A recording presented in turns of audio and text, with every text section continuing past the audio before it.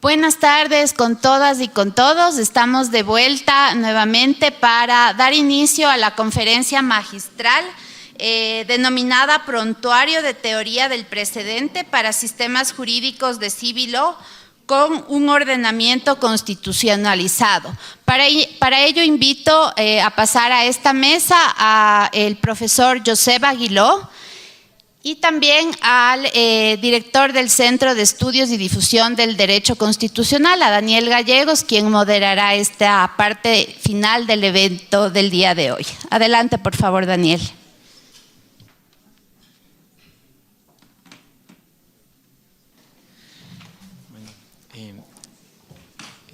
Doctor Ali Lozada Prado, presidente de la Corte Constitucional del Ecuador, doctora Carmen Corral Ponce, vicepresidenta de la Corte Constitucional del Ecuador, juezas constitucionales Daniela Salazar, Alejandra Cárdenas, los demás juezas y jueces que seguramente nos están viendo por las redes sociales porque siempre están pendientes, eso lo sé porque soy director del centro, a todos los asistentes y las asistentes aquí, comunidad jurídica.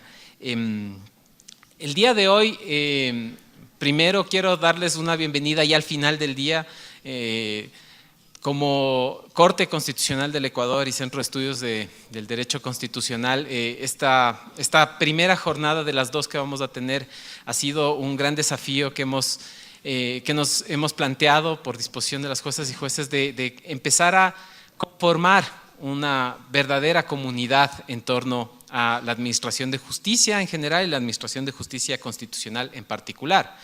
Y desde distintas perspectivas, ustedes deben haberlo visto en las mesas de trabajo que tuvimos hace un tiempo, hace un par de minutos. De hecho, nosotros vimos cómo la constitucionalización del Estado y los signos que esto tiene se ven necesariamente en cómo las juezas y jueces resuelven los casos desde lo más cotidiano hasta lo más complejo.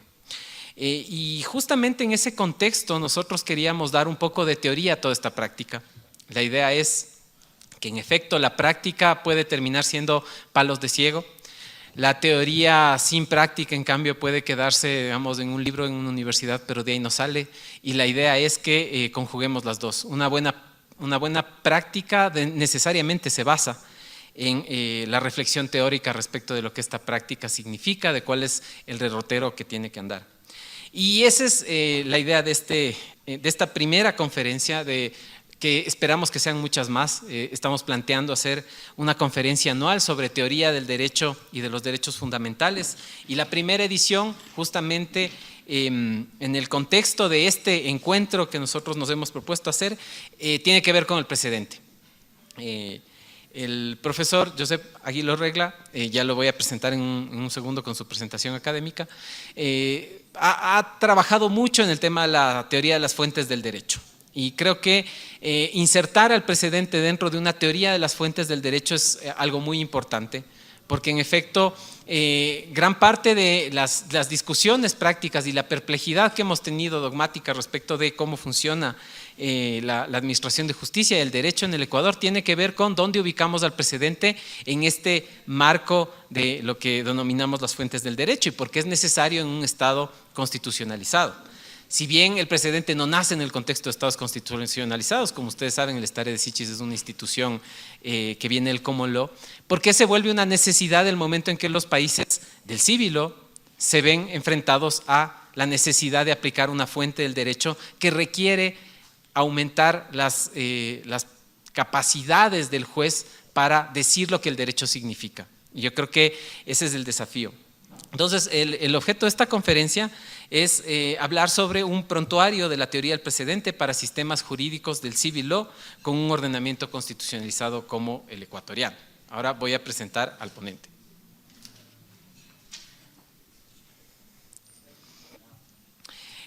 Hoy quien va a dar esta disertación magistral es el profesor Josep Aguiló Regla. Él es docente catedrático de Filosofía del Derecho en la Universidad de Alicante y forma parte del consejo editor de la revista Doxa desde su fundación. Entre sus publicaciones destacan los libros sobre la derogación, ensayo de dinámica jurídica, la constitución del Estado constitucional, fragmentos para una teoría de la Constitución y teoría general de las fuentes de derecho y del orden jurídico. Ha participado como profesor en múltiples cursos de doctorado, en maestrías y en cursos de capacitación de jueces y magistrados, tanto en Europa como en Latinoamérica. Y como una cuestión que, bueno, voy a revelar que lo hemos estado haciendo durante toda la semana anterior, ha sido nuestro profesor en un programa de capacitación en el que hemos sido partícipes las servidoras y servidores de la Corte Constitucional. Entonces, de hecho, ya es parte de la casa. Así que muchas gracias, profesor. Tiene usted la palabra.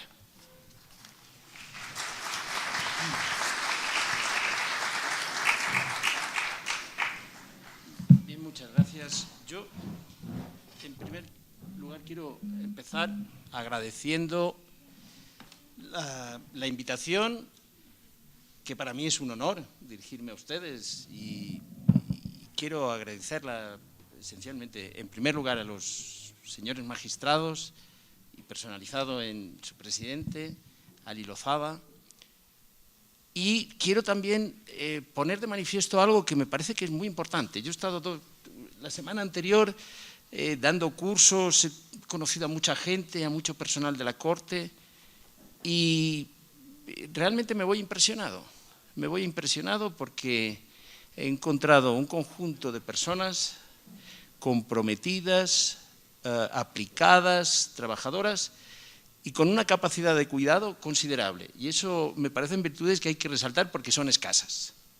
Con lo cual, quiero empezar diciendo, me siento absolutamente satisfecho de mi experiencia en la Corte Constitucional colombiana, ecuatoriana. Vamos a hablar de la Corte Constitucional colombiana. Ecuatoriana, perdón. Pero, ¿de qué voy a hablar? Voy a ir por partes. Al final se ha distribuido un texto, es denso, hay muchas cosas y creo que no las voy a poder tratar todas, pero ¿qué voy a tratar de hacer? Por un momento olvídense que tienen Constitución y que tienen justicia constitucional, por un momento. Y que estamos en un sistema jurídico de civil law ordinario, normal, y donde no ha habido transición, no ha aparecido problemas de lex superior constitucional y cosas por el estilo. Imaginemos que estamos en un ordenamiento jurídico como el que estudiamos hace, bueno, algunos como nosotros, como yo, que ya tengo unos años, como el que yo estudié, ¿no? Para saber un poco de dónde venimos. Y entonces, yo quiero partir de lo siguiente. Todo sistema jurídico, sea de civil law, de common law, los nuestros de civil law, todos, si son un poquito desarrollados, tienen mecanismos institucionales para conservar las decisiones jurisdiccionales y para unificarlas. ¿Qué quiere decir conservarlas? Dotar de continuidad a las decisiones judiciales de forma tal que cada decisión no empiece de cero. ¿Se entiende? Que hay como una historia constitucional y, por tanto, hay mecanismos de esa naturaleza. Okay. Hay mecanismos de esa naturaleza, ¿de acuerdo? Y hay mecanismos institucionales también para que se produzca la unificación de esos criterios de decisión. ¿Se entiende? O sea, en todos. No hay ni un solo sistema jurídico desarrollado que no tenga alguna forma de mecanismos que permita dar continuidad a las decisiones jurisdiccionales y, a su vez, unificarlas. ¿De acuerdo? Ese hecho, y eso da lugar, así, tal cual, lo voy a lanzar así, sea como sea el sistema jurídico, a que en todos los sistemas jurídicos desarrollados hay normas cuyo origen está en decisiones jurisdiccionales. Hay normas de origen jurisdiccional, ¿de acuerdo? Que si uno quiere explicar la génesis de esa norma la impuso el Tribunal Supremo en un momento determinado, etcétera, etcétera. O sea, hay decisiones que se convierten en normas de ese sistema jurídico en cuestión. Ese hecho, si ustedes lo piensan, tiene que ser necesariamente valorado positivamente por todos aquellos que creen de verdad que el derecho genera deberes genuinos. ¿Por qué? porque si ustedes se fijan, todo el que cree en el derecho, en la normatividad del derecho, en la obligatoriedad del derecho, valora positivamente el que haya una alta coherencia entre decisiones jurisdiccionales y sistema jurídico, y las expectativas generadas por las normas jurídicas. ¿De acuerdo? Pues bien, todo el que valore positivamente eso tiene que darse cuenta de que es imposible que se dé esa alta coherencia entre sistema jurídico y decisiones jurisdiccionales si no hay coherencia dentro de las decisiones jurisdiccionales. ¿Se entiende? Ese se convierte en un ideal imposible. Condición necesaria para la eficacia de un sistema jurídico es que se produzca la conservación y la unificación de los criterios de decisión judicial. ¿Se entiende? Por tanto, quien considere que es valioso una cosa, tiene que considerar que es valiosa la otra, que eso se traduzca en normas dirigidas a la aplicación del derecho. Entonces, y además, si ustedes se dan cuenta, ya no hace falta ni pensar en Constitución ni en nada por el estilo, si ustedes se dan cuenta, todos los principios y las exigencias vinculadas al imperio de la ley y al principio de legalidad son mistificaciones si no se produce la unificación y la continuidad en las decisiones. ¿Se entiende? Si no, fíjense, todas las ideas que construimos en torno a la idea del Estado de Derecho, el principio de legalidad, el principio de seguridad jurídica, el principio de autonomía personal, el principio de igualdad ante la ley, el principio de prohibición o interdicción de la arbitrariedad, etc., si no hay mecanismos de unificación y conservación de las decisiones, simplemente se convierten en puras entelequias ideológicas. ¿De acuerdo? ¿Está claro? Fíjense que lo que les estoy proponiendo es un punto de partida. Un punto de partida que trata de presentar como algo obvio y natural, casi trivial, la existencia de normas de origen judicial. ¿Se ve? Cualquiera que acepte los parámetros que yo he puesto, si tienen que conservarse y tienen que unificarse, tiene que haber normas de origen judicial. ¿Se ve?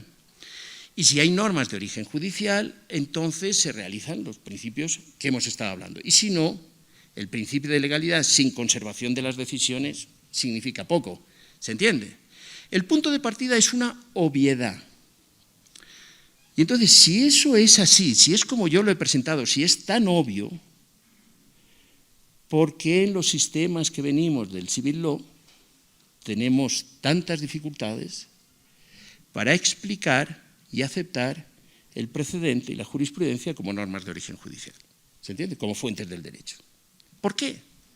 ¿De dónde provienen las dificultades? Y yo, en la primera parte del texto, lo que trato de mostrar es que ha habido dificultades ideológicas y dificultades teóricas. Dificultades ideológicas. Empecemos por las dificultades ideológicas. ¿Cuál es un problema que hemos tenido para enfrentar de verdad la aceptación y la explicación de las normas de origen judicial? Cada vez que se aborda la cuestión del precedente de las normas de origen judicial, se entra de tapadillo la discusión relativa al modelo ideal de juez. ¿A cuán apegado a la letra de la ley creemos que debe estar un juez? ¿Se entiende? Y entonces, en lugar de explicar las normas de origen judicial, lo que hacemos es desviar la discusión a una cuestión de preferencias. ¿Qué preferimos? ¿Jueces más apegados a la letra de la ley o jueces más interpretativistas, podríamos decir? Bueno, lo que trataré, lo que me parece que es evidente que son dos cuestiones distintas. Los jueces partidarios o los juristas partidarios de un juez apegado a la letra de la ley, naturalmente quiere la conservación de sus criterios, ¿se entiende? Quiere la conservación de esos criterios como criterios de decisión futura. ¿Se ve? O sea, son dos discusiones importantes, pero son distintas. Una es explicar de dónde provienen y por qué, inevitablemente tenemos normas de origen judicial y otra cosa es qué modelo de jueces queremos. ¿Se entiende?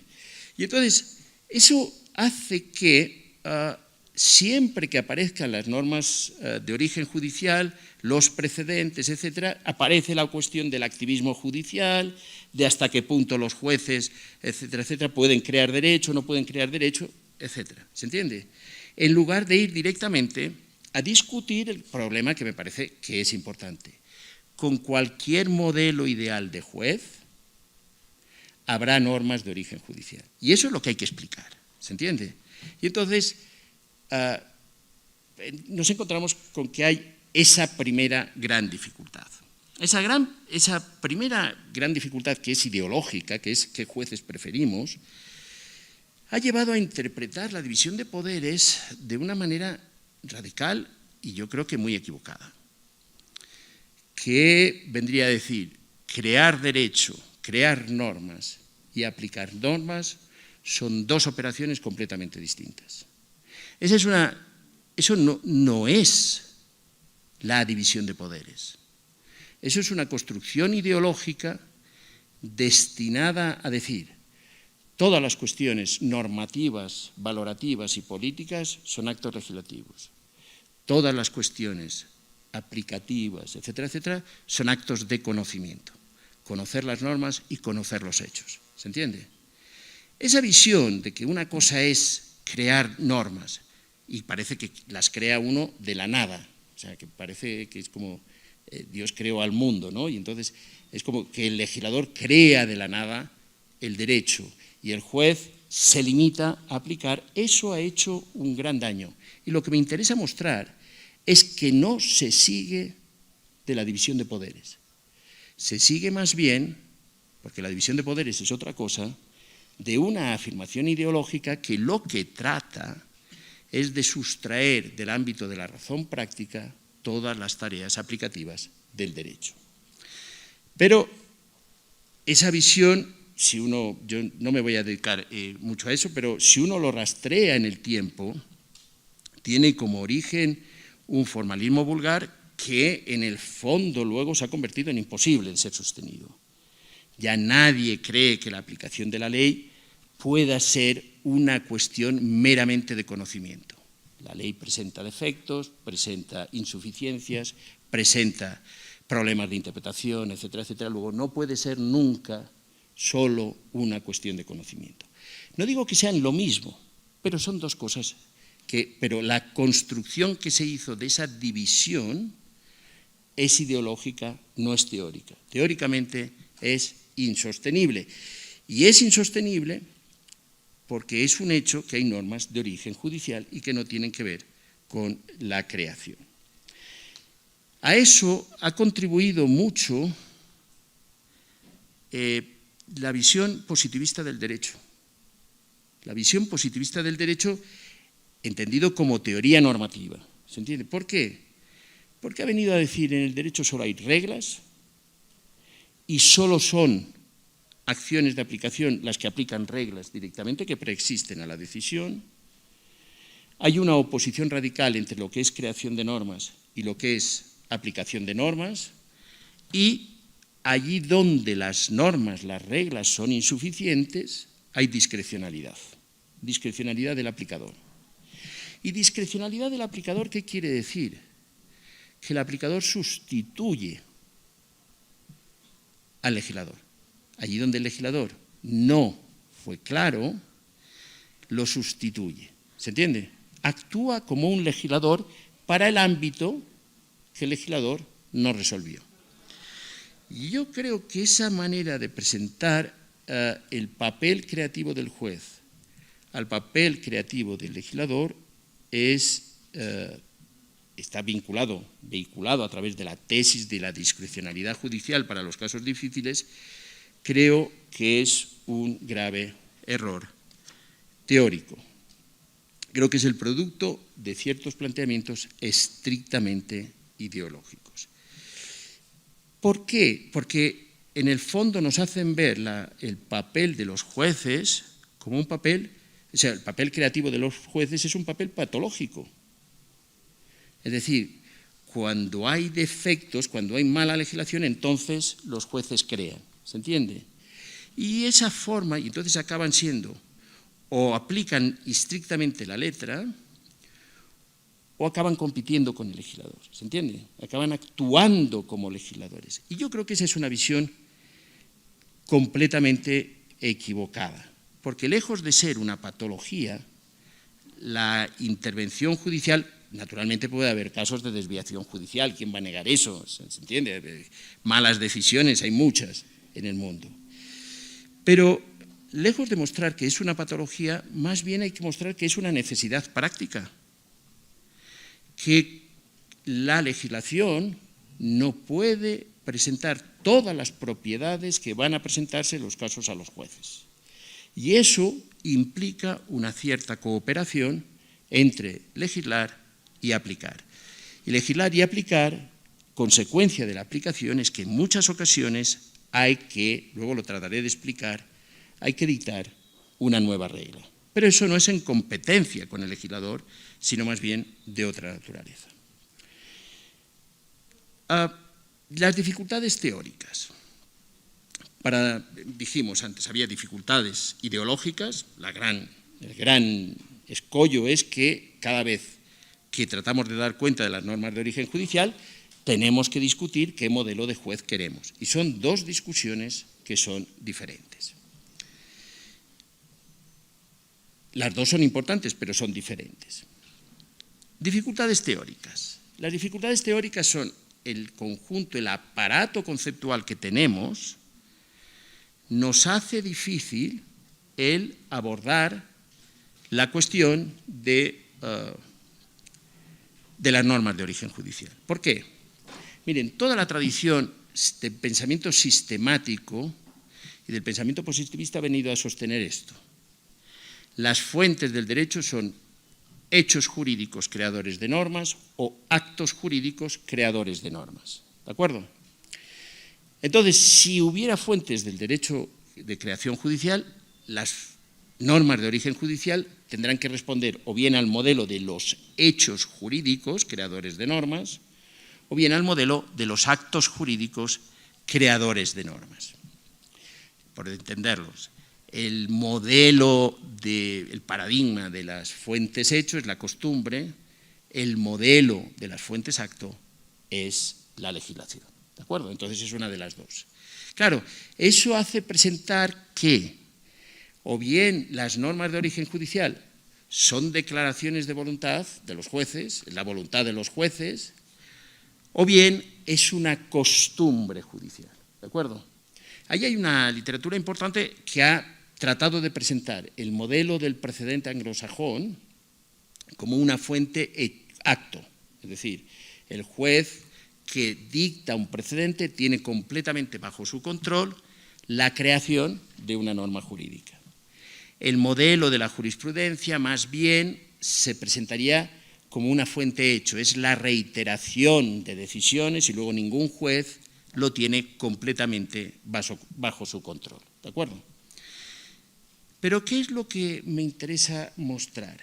Que esos dos modelos, tanto el modelo de las fuentes acto como el modelo de las fuentes hecho, es decir, tanto la perspectiva de las declaraciones de voluntad como la perspectiva de las reiteraciones de conducta, son una mala explicación de las normas de origen judicial.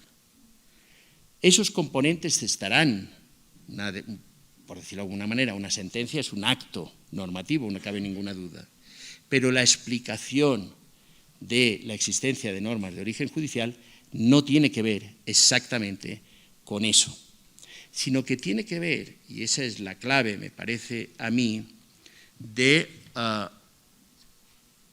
la exigencia de justificación de las decisiones judiciales. La exigencia de justificación de las decisiones judiciales es lo que está en el centro de las normas de origen judicial. Y eso es muy importante entenderlo. Si considerásemos que los jueces no tienen el deber de justificar las decisiones que toman, no habría normas de origen judicial. ¿Se entiende? Naturalmente habrá componentes propios de las declaraciones de voluntad. Una sentencia es un acto jurídico. O puede haber propios de los hechos jurídicos, reiteraciones. Hemos hablado del principio de conservación de las decisiones judiciales. Para conservar hay que reiterar, ¿se entiende? Si no, no funcionaría. Pero no es ni la reiteración ni la declaración de voluntad, sino que entrar a verlo es entrar en la justificación de las decisiones judiciales.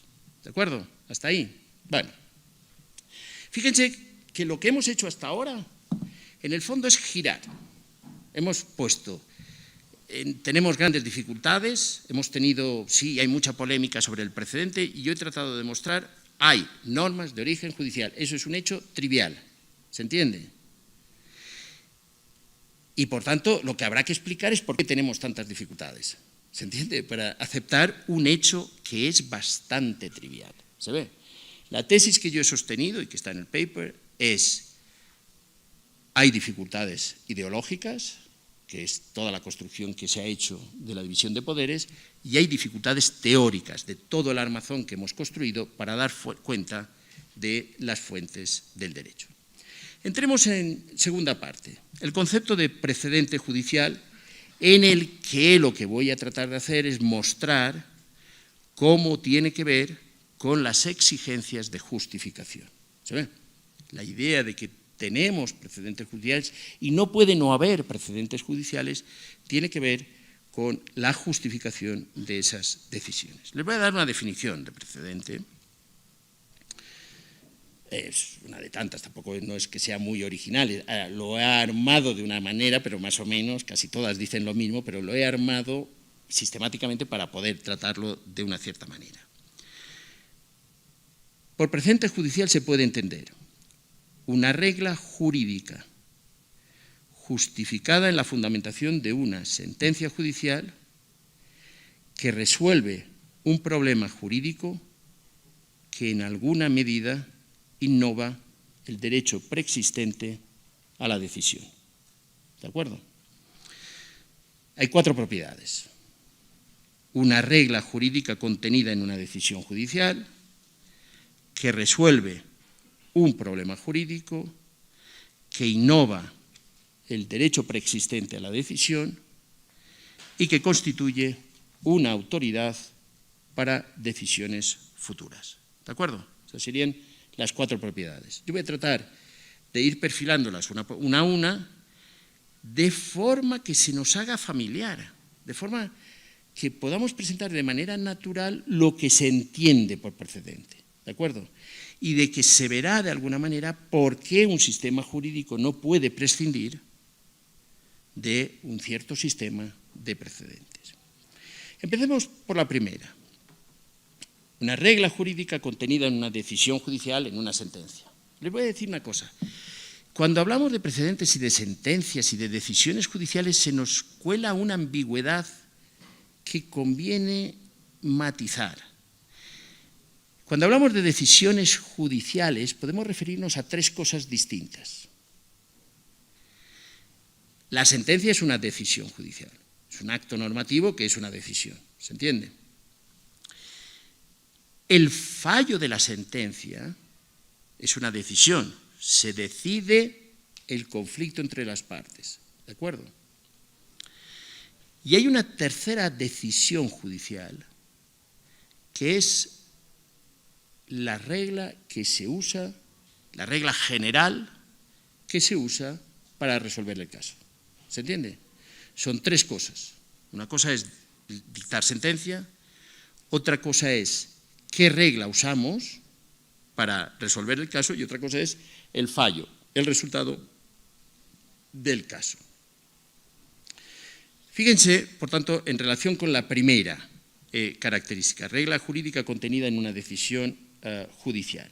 Cualquier descripción de un sistema de precedentes tiene que ser capaz de distinguir qué jueces y qué decisiones jurisdiccionales pueden sentar precedentes. ¿Se entiende? Eso es una cuestión contingente de cada ordenamiento jurídico.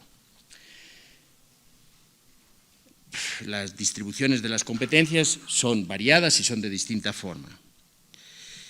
Fíjense en una cosa que es importante.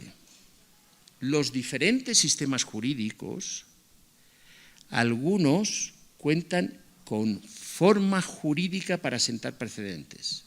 Hemos estado viendo, últimamente, si tomamos, por ejemplo, los precedentes constitucionales, podríamos decir las súmulas en Brasil, las tesis de jurisprudencia en México, la enumeración de los fundamentos de la sentencia que constituyen precedentes en Perú, las tesis jurisprudenciales en Colombia. ¿Todo eso qué significa? Que el precedente tiene forma jurídica, pero no es una necesidad. Fíjense, todos los ordenamientos jurídicos dan forma a la sentencia y todos los ordenamientos jurídicos dan forma al fallo. Al precedente no. Por ejemplo, en España el precedente no tiene forma. En algunos países se está avanzando en dar forma al precedente, son los ejemplos que yo les ponía.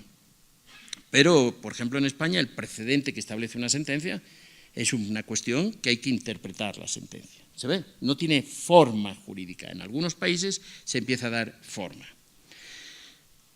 Si ustedes se fijan, y ese es un dato que me parece que es muy importante, empieza a haber un boom en la literatura relativa al precedente, en nuestros sistemas. ¿Se entiende?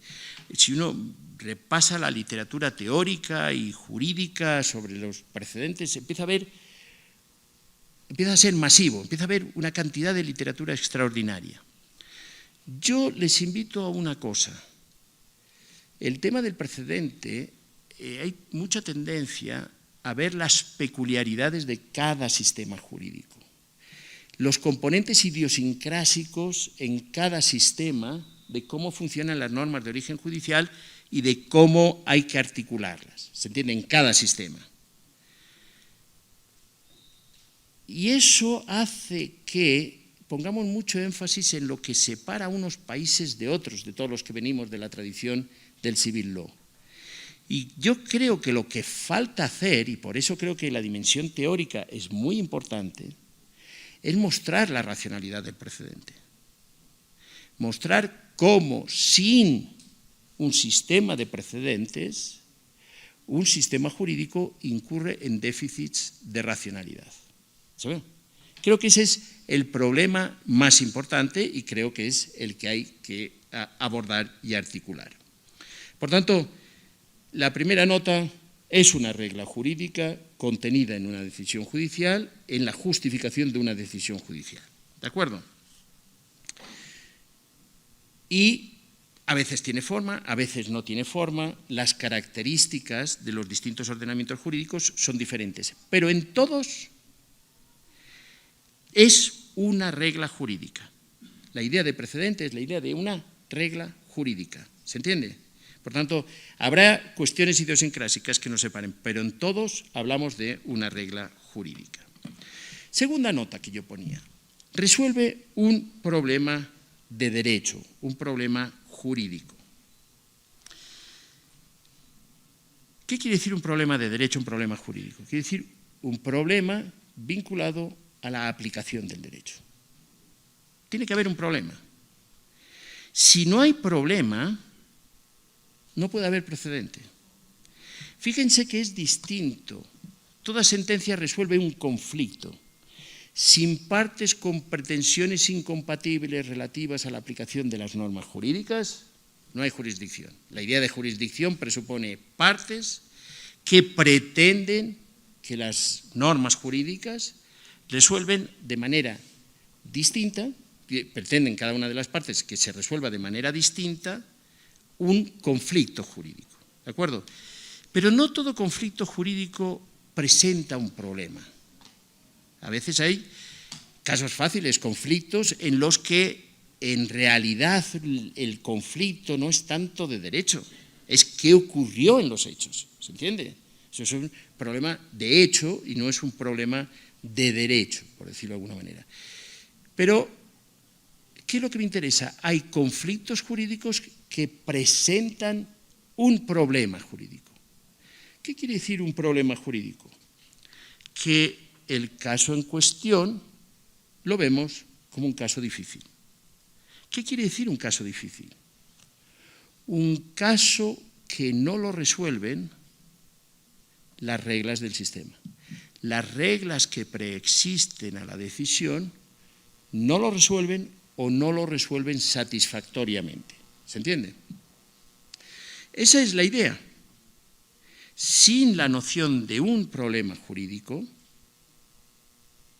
de algo que nos presentan las reglas jurídicas, que tenemos el deber de aplicar, difícilmente podemos hablar de precedente. ¿Se ve? Para decir que el deudor moroso debe pagar la deuda, eso no puede sentar jamás un precedente, ¿se entiende?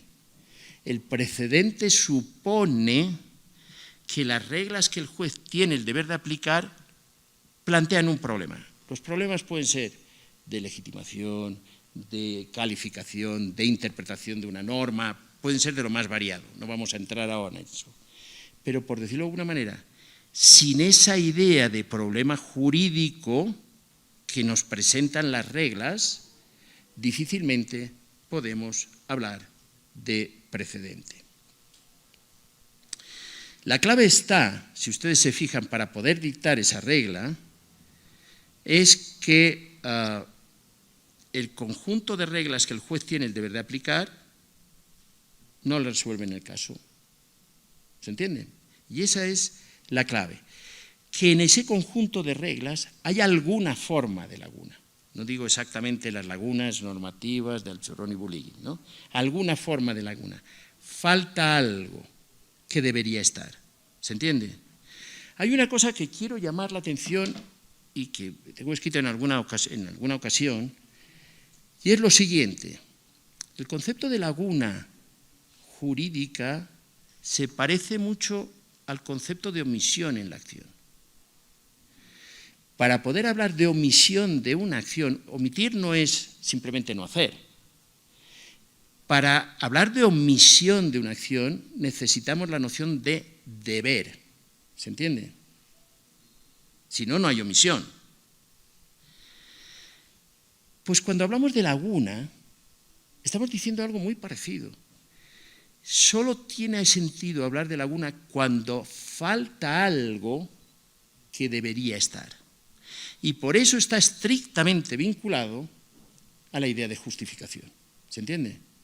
Por tanto, uno tiene, el juez que va a sentar un precedente, lo primero que tendrá que mostrar es que el conjunto de reglas que tiene el deber de aplicar no resuelven de manera justificada el caso que tiene que resolver.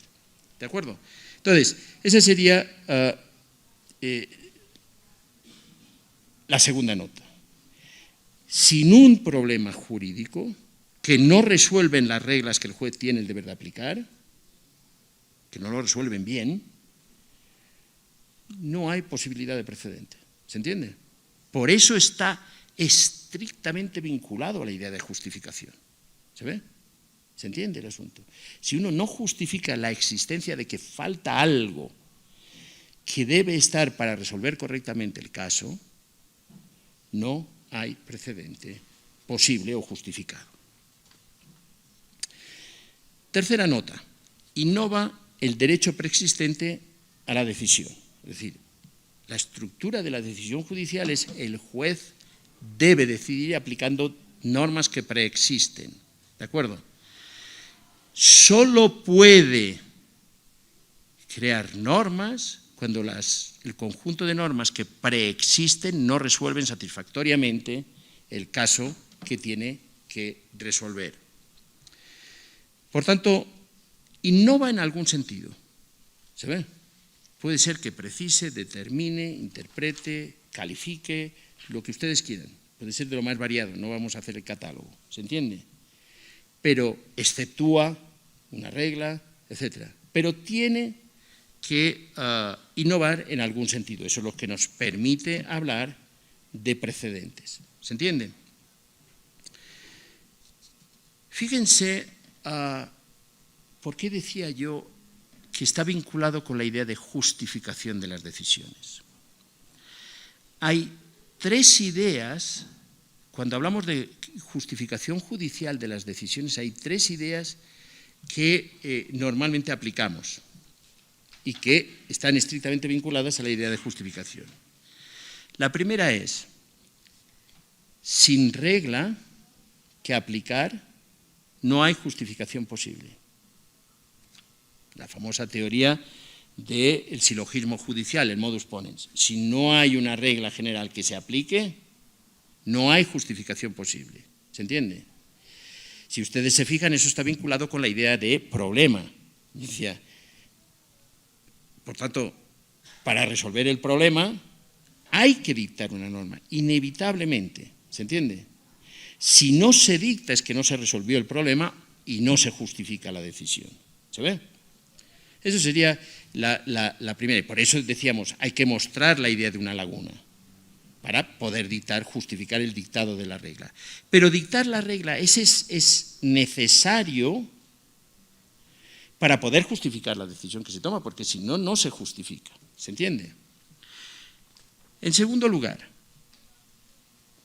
la finalidad de esa regla y por tanto la justificación que el juez aporta no es cambiar el derecho que preexiste a la decisión, sino contribuir a hacerlo efectivo. Lo que tiene que mostrar el juez es que esa regla es coherente con el derecho que tiene el deber de aplicar. ¿Se entiende? Esa es la idea de laguna, no es cambiar el derecho. ¿Se ve? Y por tanto el tipo de argumentos que puede usar son argumentos vinculados a la coherencia valorativa de esa nueva regla con el conjunto de normas que tiene el deber de aplicar. ¿Se entiende? Entonces, si ustedes se fijan, la justificación que hace está orientada al pasado, no a cambiar el derecho. Y por eso todos los que hacen la construcción de que las normas de origen judicial compiten con la legislación están deformando la realidad de la dinámica de nuestros ordenamientos jurídicos. Nuestros ordenamientos jurídicos no funcionan así. Funcionan, estamos hablando de jueces en la aplicación ordinaria del derecho. ¿Se acuerdan lo que les dije al principio? ¿Por qué? Porque su función es hacer efectivo el ordenamiento jurídico que tienen el deber de aplicar. ¿Se entiende? Y por tanto, la coherencia que buscan es esa. La finalidad de la legislación no es esa. La finalidad de la legislación es cambiar el derecho. ¿Se entiende? No hacerlo efectivo, el que preexistente, sino cambiarlo, modificarlo, cambiar el derecho. Es el instrumento dinámico por excelencia. Y luego la tercera idea, que me parece que es muy, muy, muy importante, y es esta. Si los jueces tienen el deber de justificar, entonces tienen el deber de universalizar la decisión que toman. Justificar es universalizar. ¿Qué quiere decir eso? Comprometerse con la regla que ponen. ¿Se entiende? La idea de conservación y unificación del derecho tiene que ver con eso. Y tiene que ver, si lo vamos más atrás en términos filosóficos, con la pretensión de corrección. La idea de pretensión de corrección, de que la regla que se está poniendo es correcta y que por tanto está justificada, presupone el compromiso de aplicación de esa regla. ¿Se entiende? El compromiso futuro de aplicación de esa regla. ¿Queda claro? Porque es que si no, no se ha justificado. Hay muchos teóricos de la argumentación que dicen, siempre que uno utiliza un cuantificador universal, sea una norma que sea para todo X, tal que X reúna las propiedades A, B y C, está justificando, está universalizando. Y digo, no, uno puede universalizar, poner enunciados universales y ser completamente arbitrario. Si en cada decisión va cambiando los criterios, pondrá criterios universales en términos de enunciado, pero no se ha comprometido, es decir, no ha universalizado. Por tanto, si uno entiende eso, entonces entiende lo que significa el compromiso que implica haber sentado un precedente. Cuando se ha sentado un precedente, solo hay tres alternativas racionales. Y eso, tenerlo claro está bien porque es una forma de controlar a nuestros tribunales. No hay más que 3 alternativas racionales, una vez que se ha justificado un precedente. O bien en la próxima situación en la que haya identidad de acción, de caso, o bien en eso, aplica el precedente, tiene 3 alternativas, o aplica el precedente, o distingue el precedente, se parece pero no es el mismo caso, no hay identidad, o cancela el precedente. Pero fíjense que estas 3 alternativas no son homogéneas. Aplicar el precedente no requiere justificación, porque la regla ya forma parte del sistema. ¿Se entiende? Sin embargo, si ustedes se fijan, distinguir el precedente es una excepción al principio de unificación, lo cual requiere justificación. ¿Se entiende? Requiere una justificación especial. Y cancelar un precedente es una excepción al principio de conservación. Y entonces requiere también justificación. Si entendemos eso, esa asimetría, ¿qué es lo que quiere decir? Que el precedente es una regla. Esa asimetría justificativa lo que muestra es que el precedente es una regla que se tiene el deber de aplicar. ¿Se entiende? Pasa a ser como el resto de reglas. Y fíjense una cosa que es muy importante. ¿Qué es una línea jurisprudencial? Porque parece que el modelo de líneas jurisprudenciales y el modelo de precedentes fueran como 2 modelos muy distintos. Y no es verdad. Y no es verdad. En términos de racionalidad, no es verdad. Una línea jurisprudencial no es más que un punto de partida de una sentencia hito, la podríamos llamar así, es decir, una sentencia que sentó un precedente, que resolvía un problema jurídico y que acumula una secuencia de casos que se resuelven aplicando ese precedente. Eso es una línea jurisprudencial, ¿se entiende? Y fíjense lo que yo decía antes, todos los casos que son excepciones a la línea jurisprudencial requieren también justificación, son casos difíciles, ¿se entiende? Y si ustedes se fijan y lo miran así, entonces ocurre que estudiar una línea jurisprudencial no es más que estudiar un precedente, la reiteración en la aplicación de ese precedente y las distinciones que se han hecho en el interior de ese precedente. Algo tenía que ver esa idea de la excepción confirma la regla. Es decir, las líneas jurisprudenciales suelen casi todas incorporar excepciones, que son distinguir. ¿Se entiende? ¿Se ve? Bueno, entonces, llegados a este punto, vemos cuál es la función esencial de un precedente. La función esencial es transformar casos difíciles en casos fáciles. Eran casos difíciles porque no se tenía regla. Si se cuenta con el precedente, los futuros casos semejantes pasan a ser fáciles. ¿Se entiende? Es bastante natural la cuestión. Se ve el asunto. ¿Por qué? Porque están resueltos, el problema jurídico ya está resuelto. Ya hay una regla jurídica perteneciente al sistema que lo resuelve. Última propiedad de las que me voy a referir, pero me queda todavía bastante. La última propiedad. Esa regla que resuelve un problema constituye una autoridad para decisiones judiciales futuras. Fíjense que para esa transformación de los casos difíciles en casos fáciles aparece la cuestión de las garantías del precedente.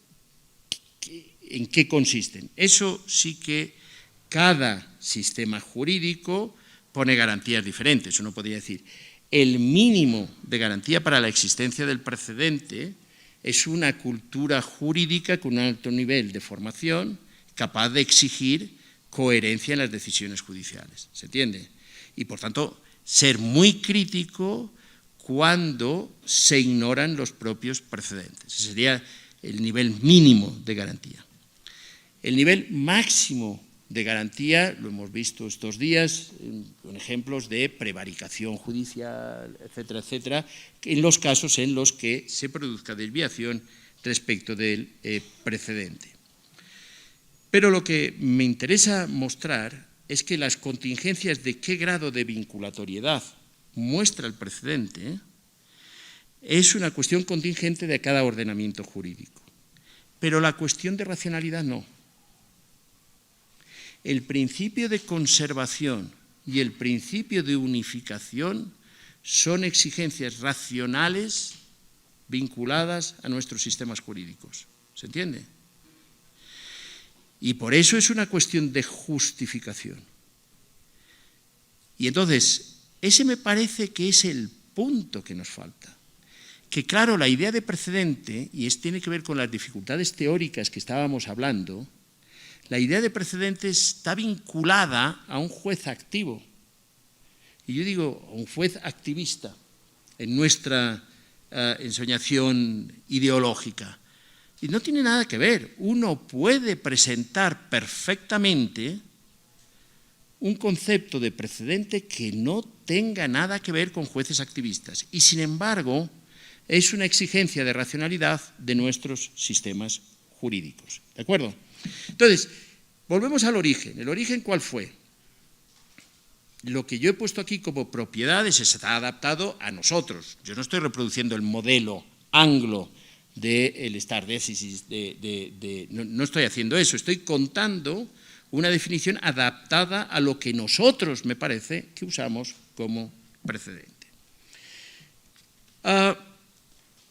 ¿Qué nos ocurre? Bien, yo lo he contado, no he referido para nada a la Constitución, ni al constitucionalismo, ni a la constitucionalización de los ordenamientos jurídicos. ¿De acuerdo? Hasta ahora no he hablado para nada de eso. ¿Qué ocurre? Nuestros ordenamientos jurídicos han cambiado. Han cambiado. Nosotros venimos de una tradición jurídico-política que se ha llamado en el civil law, en el que no teníamos un Estado constitucional. Podíamos tener una Constitución. Pero si ustedes se fijan, estaba articulado todo de la siguiente manera. Estaba articulado, por un lado, el constitucionalismo político y, por otro lado, el imperio de la ley. Y estaban perfectamente separados. Las constituciones, el constitucionalismo político, ¿cómo leía las constituciones en los países del civil law? Las leía que solo eran jurídicamente relevantes en la medida en que contenían el derecho político de un país. ¿Se entiende? Solo las partes orgánicas de las constituciones eran relevantes jurídicamente. ¿Por qué? Porque contenían el derecho político del país. ¿Se entiende? Podía haber un tribunal constitucional, pero básicamente ese tribunal lo que hacía era dirimir conflictos de competencias entre estados, entre órganos de ese país. Pero fíjense que había una terminología que se usaba, que era muy común. Las partes dogmáticas de las constituciones, es decir, las declaraciones de derechos y todas aquellas normas que fijaban fines a la política, no eran normas jurídicas, eran normas programáticas, que quiere decir jurídicamente ineficaces. ¿Se entiende? Y eso es de donde venimos. ¿Y qué ha ocurrido? Que se ha producido, de hecho, el fenómeno de la constitucionalización, y entonces nuestra forma de razonar ha cambiado drásticamente. Por primera vez, a los juristas, en la evolución desde la Segunda Guerra Mundial hasta nosotros ahora, en unos países antes, en otros después, en unos de manera más acelerada, en otros de mucha menos acelerada, se ha ido produciendo el fenómeno de la constitucionalización del ordenamiento jurídico. ¿Qué quiere decir la constitucionalización del ordenamiento jurídico? Quiere decir que la Constitución ha pasado de ser la fuente de las fuentes del derecho, es decir, aquello que regulaba los poderes que tenían competencia y capacidad para crear derecho, a ser fuente del derecho, a que las partes dogmáticas de las constituciones valían como fuente del derecho. ¿Se entiende? Ese es el gran cambio. Y eso ha generado un profundo cambio en nuestros ordenamientos jurídicos. Y esa transformación, estamos en fase, que uno podría decir, ¿en qué consiste? Estamos yéndonos de un modelo de Estado de Derecho como imperio de la ley a un modelo de Estado constitucional, de Estado de Derecho como Estado constitucional. ¿Sabe? Y esa es la transición que estamos viviendo. Y si ustedes se fijan, hay problemas de dos modelos de racionalidad jurídica que no acaban de casar del todo, ¿se entiende? Pero eso significa que estamos en transición. El modelo de llegada será el Estado constitucional de derecho. No lo voy a definir aquí, no me voy a centrar en eso, pero lo que me interesa mostrar es que el punto de partida ha sido un constitucionalismo meramente político y un imperio de la ley.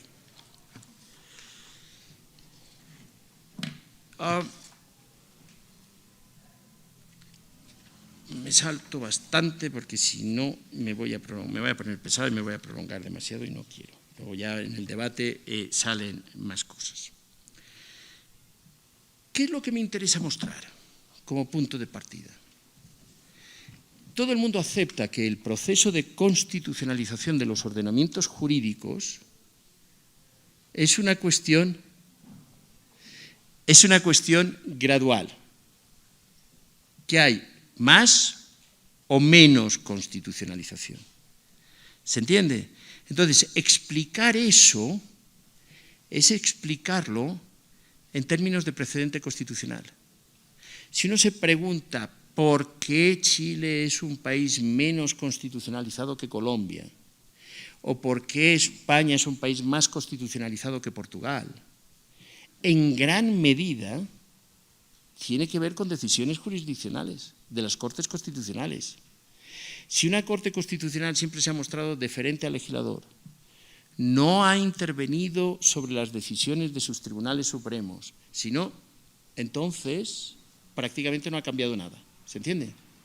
El proceso de constitucionalización de los ordenamientos jurídicos, y cuando decimos que es distinto en unos países y en otros, eso tiene que ver en gran medida con el proceso, con el precedente constitucional. Bueno, es inexplicable en términos jurídicos sin la noción de precedente constitucional.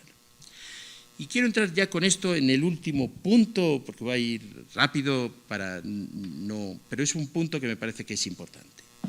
En todo ordenamiento que se está constitucionalizando, hay un problema de relación entre lo que podríamos llamar la justicia ordinaria y la justicia constitucional.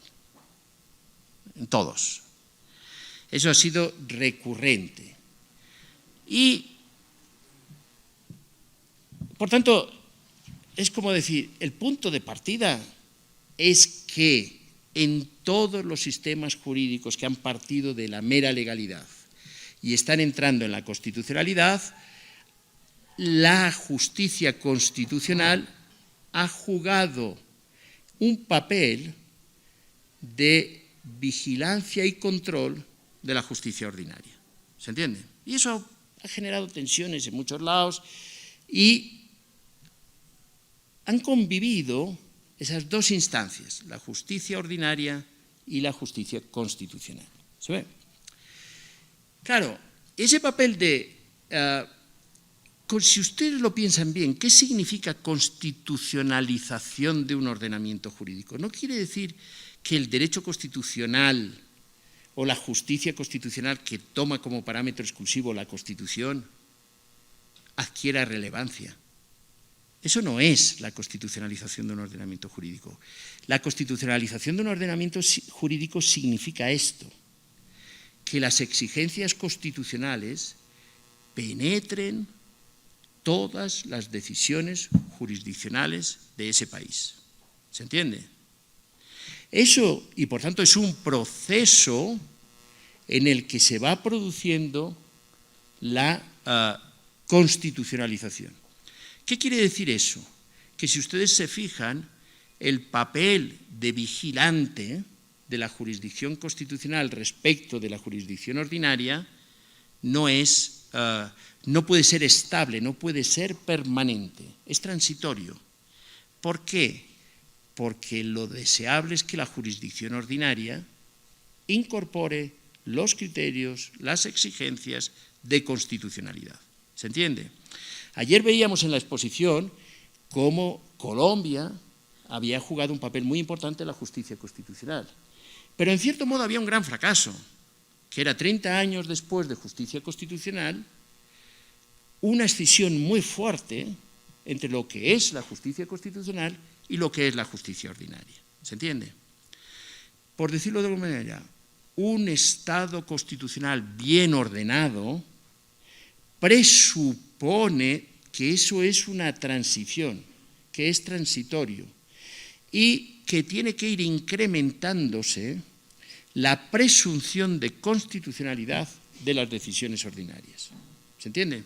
Quiere decir que los jueces ordinarios, que aplican el derecho civil, que aplican el derecho penal, los jueces penales asumen las garantías constitucionales, no son jueces de mera legalidad, no son jueces del ordenamiento jurídico penal ecuatoriano. ¿Se entiende?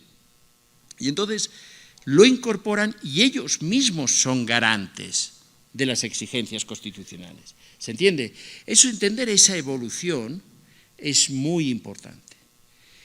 Y entonces, si nos damos cuenta, y con eso acabo, la exigencia del parámetro de relevancia constitucional para acceder a la jurisdicción constitucional, es decir, para transitar de la jurisdicción ordinaria a la jurisdicción constitucional, si ustedes se fijan, venimos de una tradición en la que se manejaba el criterio objetivo. ¿Qué es el criterio objetivo?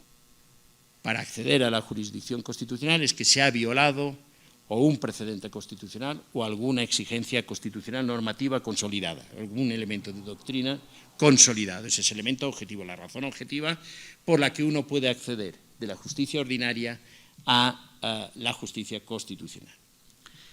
El criterio subjetivo: se ha violado el derecho de algún individuo, de alguna persona o de algún colectivo. ¿Se entiende? Entonces eso daba acceso. ¿Qué es lo que presupone esos dos criterios?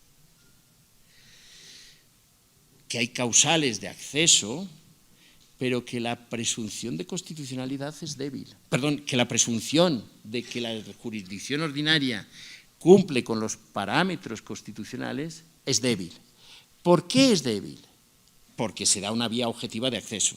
Es una regla, esa, la del criterio objetivo y el criterio subjetivo, de acceso, de acceder a la jurisdicción constitucional. ¿Se entiende? Hay razones subjetivas y objetivas para acceder a. A medida que un ordenamiento jurídico se va consolidando en su constitucionalización, eso va cambiando. ¿Por qué? Porque la presunción de constitucionalidad de las decisiones judiciales ordinarias va incrementándose. Va incrementándose. Y si ustedes se fijan en todos los países relativamente bien constitucionalizados, se ha introducido el criterio de relevancia constitucional. Y ha ido desplazando, fíjense que esos tres criterios en realidad no se desplazan, se vuelven más selectivos pero internamente. ¿Y se va desplazando a qué? La idea de relevancia constitucional. A que ya no es la violación concreta de un precedente constitucional o de una norma constitucional o la violación de los derechos de una única persona, sino la idea de relevancia constitucional es la idea de oportunidad de sentar un precedente, de aclarar un problema jurídico en la interpretación y aplicación de las exigencias constitucionales. Por tanto, si ustedes se fijan, ¿qué es lo que quiero decir con eso? Y es un poco una invitación a la reflexión. Hay que impedir que en un ordenamiento jurídico se cronifique una escisión fuerte entre justicia ordinaria y justicia constitucional. Y lo que hay que tratar es de que la justicia ordinaria tome como parámetro ordinario de aplicación del derecho las exigencias constitucionales. Y eso significa que la justicia constitucional, sobre todo la de las altas cortes, va perdiendo ese papel progresivo. No digo que sea inmediato, digo que es progresivo si las cosas van bien, ¿se entiende? Si las cosas van bien, va perdiendo ese papel de vigilancia para ir incrementando su papel de generador de doctrina constitucional. Es decir, de generador ¿de qué? De precedentes constitucionales, de doctrina constitucional. Muchas gracias y estoy a las preguntas que quieran formular. Ay, perdona, sí. Bueno, muchísimas gracias, profesor Aguiló. Bueno, en esta conferencia que más bien antes de hacer un resumen, que yo creo que muchos de ustedes ya han leído el paper, yo lo que quisiera es relevar la importancia de reflexionar del precedente desde de esto que tenemos en común y no resaltar tanto las diferencias, sino buscar una teoría que nos permita lograr llegar a conclusiones básicas respecto de cómo aplicar el precedente en nuestros estados. Y lo que me parecería interesante es si es que desde parte del público, de las personas que están asistiendo, existen reflexiones, existen críticas, comentarios a esta primer, digamos, intento que de hecho va a seguir elaborándose hasta, digamos, generar una teoría, yo me imagino, mucho más completa. Entonces, comenzamos por hacer preguntas al público. ¿Alguien tiene alguna pregunta? Yo preferiría que sean, digamos, por micrófono. Si no, yo comienzo con alguna hasta que se animen. Sí. No, me parece que sería mejor que levanten la mano y las planteen. Sí. Veo levantada la mano de Juan Carlos. Además tenemos un poco de tiempo, así que para preguntas y discusión hay. Juan Carlos. Necesito más bien que alguien de protocolo me ayude con el micrófono.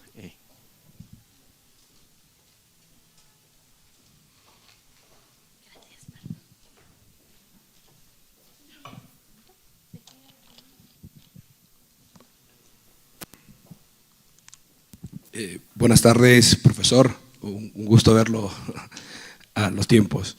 Profe, usted decía que precedente o la regla también, o quizás malentendí, también es aclarar una regla existente o por así decirlo, interpretarla de manera correcta.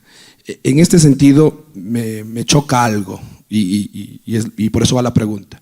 De la sentencia Ito sobre el precedente, ponencia del doctor Ali Lozada, nos dice que el precedente es el núcleo de la ratio decidendi, que es la regla que soluciona el caso en concreto, pero esta regla no está en el sistema jurídico, sino que es creada por el decisor interpretando el sistema jurídico. En este sentido es, por así decirlo, no hay la regla, la crea para resolver el caso en concreto. Pero en su ponencia nos dice que es posible que esa regla sea una especie de aclaración a la regla existente. No sé cómo entenderlo en este sentido. A ver, creo que no hay problema. O sea, creo que no hay problema. Hay algo que yo he evitado y lo evito siempre. Creo que la palabra crea genera ruido teórico, porque crear es muy raro, vamos a ver, ¿por qué? Porque tenemos el cerebro así sajado entre operaciones creativas y operaciones aplicativas, ¿se entiende? Y yo lo que digo es, miren, evitemos la palabra crear porque es ideológica, y más en un... Mire, se lo voy a decir reproduciendo una cosa de Carrió. Carrió decía, la expresión los jueces crean derecho está muy contaminada. Y decía, ¿por qué? Porque A ver, parece que compiten con el legislador, que cuando decimos y el legislador crea el derecho, parece que lo crea de la nada, exactamente igual que cuando decíamos Dios creó el mundo de la nada, ¿se entiende? Es decir, el componente así de crear está cargado, y yo creo que está cargado ideológicamente, y yo he tratado de... ¿Qué he usado yo? Innova, no estaba. Hay algo que pasa a ser obligatorio y no estaba, ¿se entiende? O había un problema y ya no está, ¿se ve? No hay nada equivocado en llamarlo crear, pero eso sí que de alguna manera forma parte de la disciplina teórica que yo he generado, el marco teórico que yo he generado, que es esa operación entre crear. Es más, le voy a decir, hasta tal punto creo que es disfuncional que le voy a decir esto. Nosotros tenemos construido, ahora cambio un poco de tercio, pero lo tenemos construido de esta manera. El constituyente constituye el orden jurídico. ¿Se entiende? Bueno, en un Estado constitucional eso no, es así en parte y en parte no lo es. Un Estado constitucional que no reconoce derechos que preexisten a su Constitución no es un Estado constitucional. ¿Se entiende? ¿Se ve? Crea los derechos. Por decirlo de una, los introduce, los establece en una Constitución, etcétera, etcétera. Pero crea los derechos. Mi invitación sería, prescindamos de la palabra crear y creo que estaremos más de acuerdo, más fácil ponerse de acuerdo. ¿Se entiende? Creo que no hay diferencia de fondo. Creo que esa es la distinción. Muchas gracias. No, solo iba a decir, si es que ya tomaron alguno de los papeles, me los podrían pasar también, sin perjuicio de que alguien más quiera intervenir. Yo quería hacer una pregunta antes de dar la palabra justamente en este tema, que tiene que ver con la inescapabilidad de la interpretación. Me parece que en términos de enunciado interpretativo, enunciado interpretado, probablemente uno podría decir que la regla del precedente es un enunciado interpretativo del derecho preexistente o un enunciado reconstructivo, si no se quiere hablar de interpretación. Pero la cuestión es que esta regla que está contenida en el precedente es objeto de interpretación posterior, ¿no? Y probablemente si uno incorpora esa visión diacrónica, estaríamos hablando ya de un análisis mucho más parecido al de la línea jurisprudencial. Sí. Vamos por... Es buena pregunta porque me permite explicar algunas cosas. Vamos a ver. El pensamiento jurídico empieza siendo sistemático, de forma tal que uno dice, cuando uno se aproxima a la ley, ¿qué es lo primero que hace? La letra. Oiga, y si no hay problema en la aplicación de la letra, nada más, ¿se entiende? O sea, si la letra y el caso no plantea más problemas, la letra. Fíjese que lo otro son argumentos interpretativos. Es decir, la ubicación sistemática es un argumento que me permite modular la letra. ¿Se entiende? Pero si la letra no me plantea un problema, es la letra. ¿Se entiende? ¿Por qué? Pues porque es una regla. ¿Se entiende? Entonces, por decirlo de alguna manera, los problemas de significado están siempre. ¿Se ve? Pero no son todos problemas de interpretación. ¿Queda claro?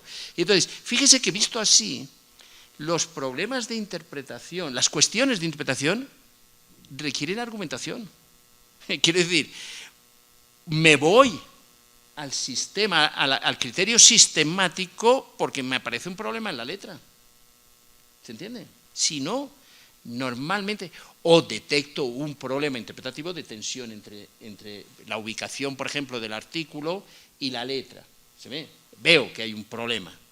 Pero si la letra no me plantea ningún problema, aplico la letra y ya está. Y en el caso del precedente pasa un poco lo mismo. Es decir, cuando te encuentras que a veces aplicar un precedente te puede generar alguna forma de problema. Entonces, interpretas, resuelves, mejoras la redacción del precedente, determinas, etcétera. ¿Se entiende? Pero eso, fíjese una cosa que es muy importante. ¿Eso qué presupone? Que lo has reconocido como regla. ¿Se entiende? que lo has reconocido como regla y que lo tratas como una regla. ¿Se entiende? Como una regla que tienes que aplicar y, por tanto, la lees sistemáticamente, la interpretas, etcétera, etcétera. Yo les hago una sugerencia. Si ustedes ven el derecho no solo en términos sistemáticos, estructurales, sino en términos argumentativos, muchas de las cosas y de las perplejidades que nos ha generado ese derecho que hemos estudiado y esas estructuras de racionalidad que hemos estudiado, se nos vuelven bastante más naturales.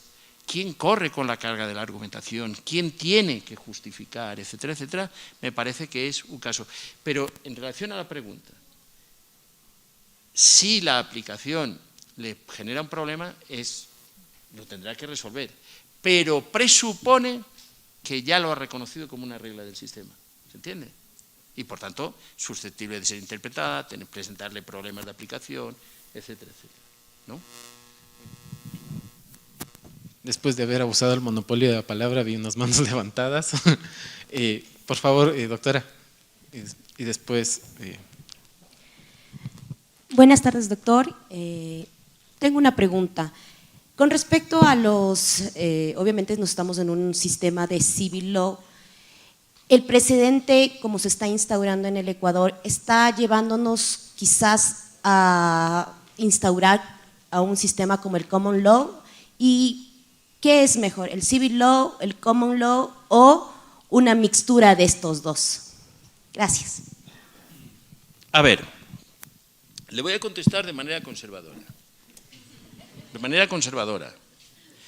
Yo creo que uno tiene que partir de lo que tiene y valorarlo y analizarlo en claves de racionalidad y estar abierto.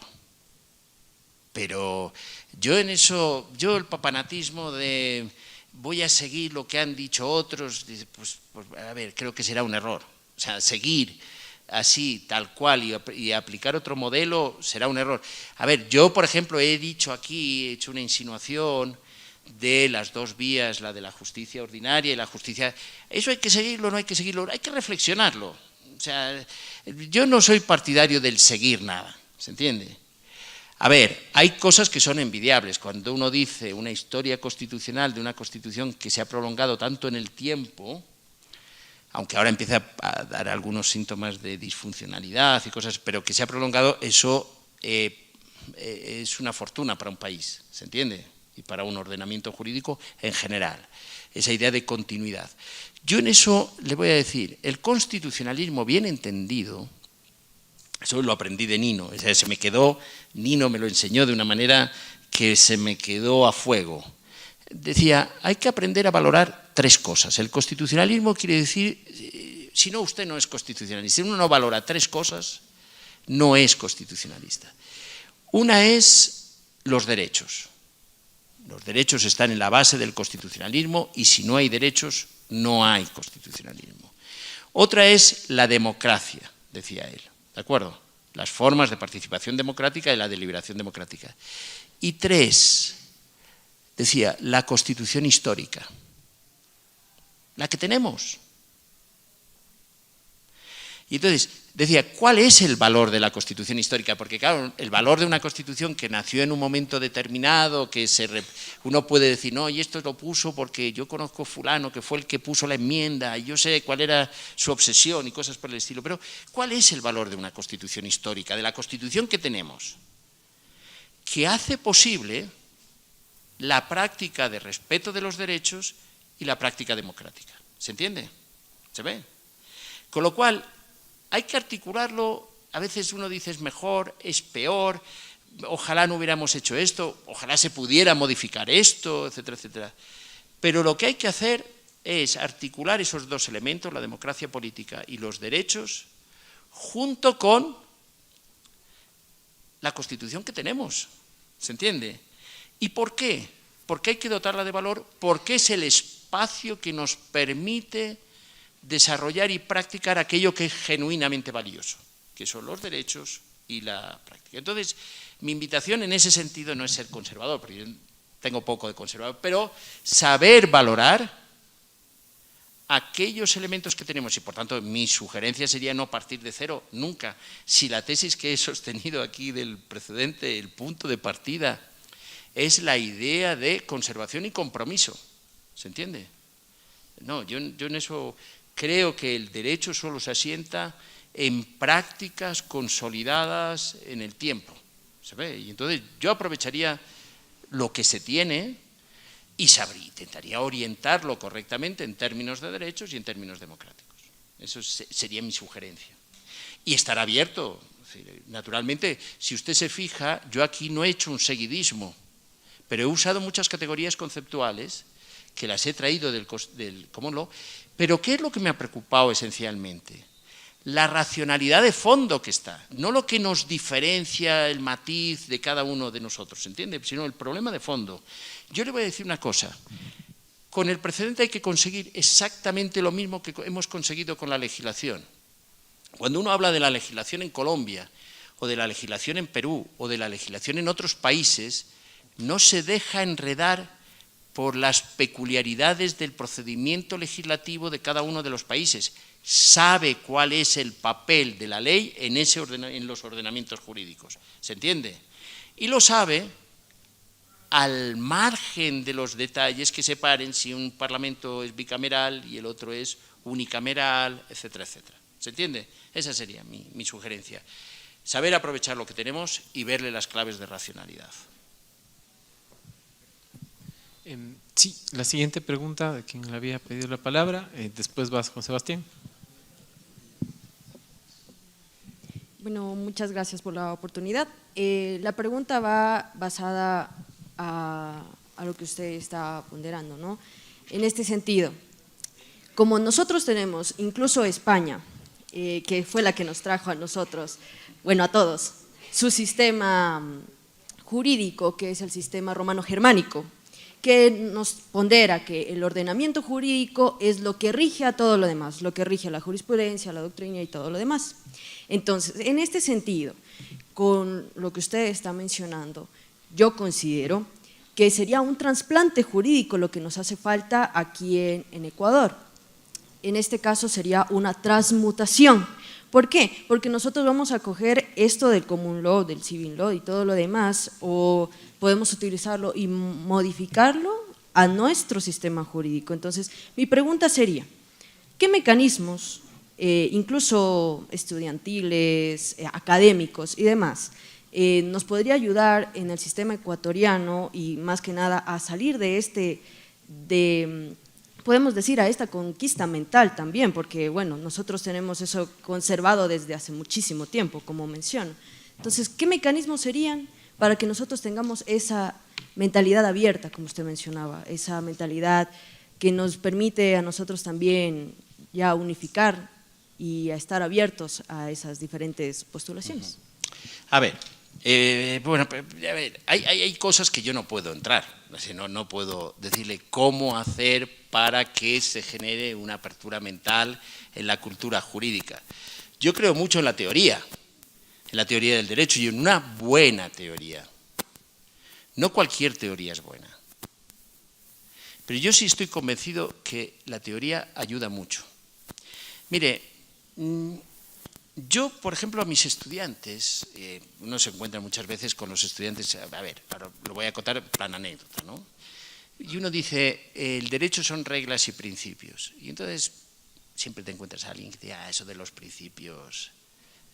principios es echar a ley y echar a trampas y con barba San Antón y si no la Purísima Concepción me permite decir lo que yo quiera. ¿Se entiende? Te dicen eso. Entonces yo siempre les invito a la siguiente reflexión y les pregunto a ellos, le dice ¿usted cree que las reglas bien claras y bien precisas son su fuente de seguridad jurídica? ¿No? Todo el mundo, por supuesto, las reglas son la fuente de seguridad jurídica. Y entonces yo les pregunto, ¿usted cree que conoce las reglas claras y precisas que regulan su relación jurídica con su operador de telefonía móvil? ¿O conoce 3 o 4 principios de derecho de consumo que le permiten más o menos orientarse? Porque el día que acuda a esas reglas, usted se dará cuenta de que esas reglas son fruto del lobismo, que nadie que le representaba tuvo voz en el dictado de esas reglas, que en esas reglas bien claras y bien precisas todos sus intereses están traicionados, and so on. Puedo seguir, ¿se entiende? Y sin embargo los juristas seguimos repitiendo así, sin que se nos mueva un pelo, las reglas son la fuente de seguridad. A veces sí y a veces no. Pero ¿qué es lo que continúa? No las reglas. Lo que continúa es el valor seguridad. ¿Se entiende? Eso es. Lo que es valioso no es la regla. Lo que es valioso es el valor seguridad, que a veces nos dice las reglas son la fuente y a veces las reglas son exactamente lo que traiciona la seguridad. ¿Se entiende? Porque el problema va a ser la seguridad de quién y para qué. ¿Se entiende? ¿Qué es lo que es valioso en la regla? Entonces, mi sugerencia es, efectivamente, los juristas repetimos muchas cosas que a veces las repetimos mal, porque lo que sigue siendo valioso es la seguridad jurídica. Y uno de los apartados que tengo puestos en el texto, que no lo he contado aquí, es: tenemos una necesidad de dotar de seguridad jurídica al modelo del precedente, y eso implica ciertas cosas que van mucho más allá. Es decir, los problemas reales del precedente, los problemas jurídicos reales del precedente van a aparecer el día que nos quitemos los fantasmas ideológicos y teóricos que nos impiden abordar correctamente la cuestión. Pero entonces aparecerán los problemas: cómo dotarlo de seguridad, cómo dotarlo de publicidad, todos los problemas esos, ¿se entiende? Pero sí que necesitamos categorías conceptuales y teóricas claras que nos permitan abordar todos estos problemas y no cometer errores de ese tipo. Las reglas son la fuente de seguridad. No, lo que es valioso es la seguridad. Y a veces lo son las reglas y a veces lo son los principios, como en el caso del consumo. ¿Se entiende? Esa sería mi respuesta. A ver, yo creo que hay una tarea ingente por hacer. Estamos en un momento de transición y las transiciones a los juristas no nos gustan. Yo voy a decir así, pero o nos adaptamos o vamos a ir, o estamos abocados a no entender prácticamente nada de nuestras prácticas y que incurramos constantemente en contradicción. ¿Se ve? Entonces, mi invitación es: cuanto más revuelto está el mundo, y en estos momentos lo está, y el mundo jurídico lo está mucho, más claridad de ideas necesitamos. Y eso es la teoría. ¿Sabe? Muchas gracias. Ahora, Juan Sebastián.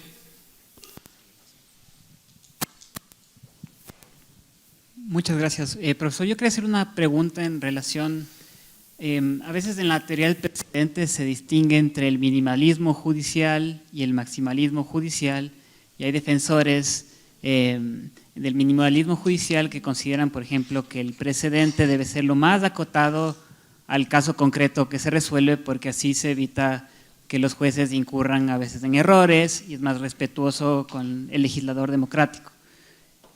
Otros son más defensores de modelos maximalistas, porque piensan que universalizan mejor las cosas o puede ser más racional y demás. Mi pregunta es si puede plantearse una preferencia por alguno de los dos modelos, digamos, de precedente, o sea, hay alguno mejor, o si es que más bien dependerá del caso y qué es lo que hace que esa elección sea racional, digamos, para el juez. Ajá. Vamos a ver, buena pregunta. Si usted se fija, esa pregunta no es más que una extensión del formalismo y el sustantivismo en el precedente judicial. ¿Se entiende? Es una extensión. Yo siempre repito lo mismo. A mí me gusta mucho eso de... Miren, el formalismo versus activismo, a mí no me gusta ese debate. ¿Eh? ¿Por qué? Porque tiende a decir, el juez formalista es un mal juez y el juez activista es un mal juez. Y yo siempre pongo eso, hay un viejo proverbio judío que dice que cuando hay que elegir entre males, el pesimista se queda con los dos. Bueno, pues yo no me quedo con ninguno, ni con el juez activista, ni con el juez formalista. Yo la mejor manera que he visto siempre de explicar eso es lo de Ross, que decía, las decisiones jurisdiccionales son el producto de un par de fuerzas que tiran en direcciones opuestas. Lo que él llamaba la conciencia jurídica formal, que sería el minimalismo, es decir, se acepta que es inevitable el precedente, o sea, se acepta la idea de precedente, pero se es minimalista. La conciencia jurídica formal es lo que pesa más, ¿se entiende? Y el maximalista acepta también la existencia del precedente como regla, pero se deja tirar más por la conciencia jurídica material. ¿Se ve? Bueno, ¿qué es lo que me interesa mostrar? Que esa discusión es ineliminable. Esa discusión no tiene que ver con el precedente, tiene que ver con los modelos de juez. ¿Se entiende? Pero fíjese que los dos han aceptado ya la idea de regla del precedente. ¿Se ve? Y la otra es una discusión muy importante. Yo digo, es muy importante, y en el caso del precedente exactamente igual que en la aplicación de las leyes. ¿Se entiende? Pero es otra discusión, porque esa sí que es un debate de ética judicial. ¿Qué modelo de juez queremos? ¿Se entiende? Y esa opción es paralela a lo que yo decía, la discusión de cuán apegado queremos el juez a la letra de la ley, es una discusión muy relevante, ¿se entiende? Yo no digo que no sea relevante, pero digo que es al margen. Y esta pregunta me viene fantástico, porque en el fondo es darse cuenta que esa discusión no es la del precedente. Eso presupone que ya hemos aceptado el precedente. ¿Se entiende? Como regla. Y por tanto, ¿qué se proyecta sobre el precedente? Pues las tensiones propias del derecho. ¿Se ve? En este caso, la conciencia jurídica formal y la conciencia jurídica material. ¿Se ve? Veo una mano levantada. Ahí. Sí.